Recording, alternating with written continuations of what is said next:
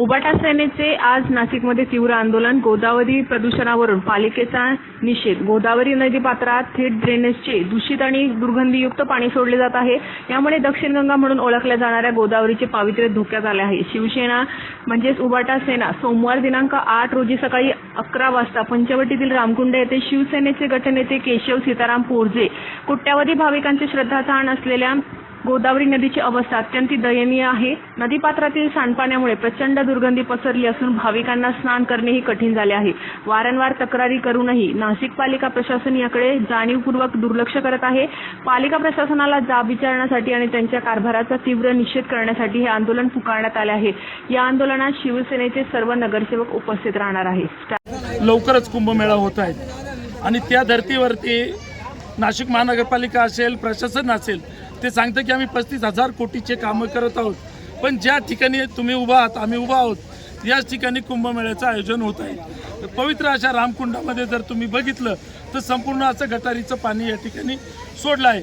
या ठिकाणी भारतभरातून लोक आपल्या पूर्वजांच्या आईवडिलांचे अस्थि विसर्जन करण्यासाठी या ठिकाणी येत असतात. तुम्ही बघू शकता ते अस्थि विसर्जन आजही गटारीच्या पाण्यामध्ये करत आहोत. म्हणजे आम्हाला तुम्हाला यांना एकच इशारा द्यायचा आहे, नाशिक महानगरपालिकेला आणि प्रशासनाला, येत्या 8 दिवसामध्ये जर पवित्र अशा गोदावरी नदीमधलं गटारीचं पाणी बंद केलं नाही तर शिवसेना उद्धव बाळासाहेब ठाकरे पक्षाच्या वतीने नाशिक महानगरपालिकेवरती भव्य असं शिवसेना स्टाईल आंदोलन केलं जाईल. त्या रोज शेकडो या ठिकाणी अस्थि विसर्जन होता. 8 दिवसांची तुम्ही मुदत का देत आहेत?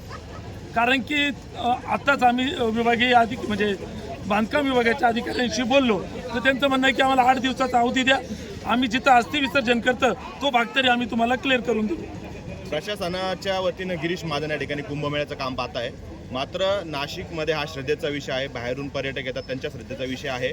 मात्र ते विधान परिषदेच्या निवडणुकीमध्ये व्यस्त आहे. काय सांगाल?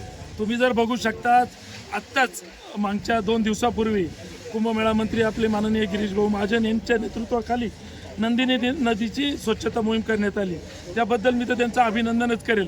पण ज्या ठिकाणी पवित्र असा कुंभमेळा होतोय तिथं सुद्धा गिरीश भाऊंनी लक्ष दिलं पाहिजे आणि बघितलं पाहिजे की या ठिकाणची परिस्थिती काय आहे.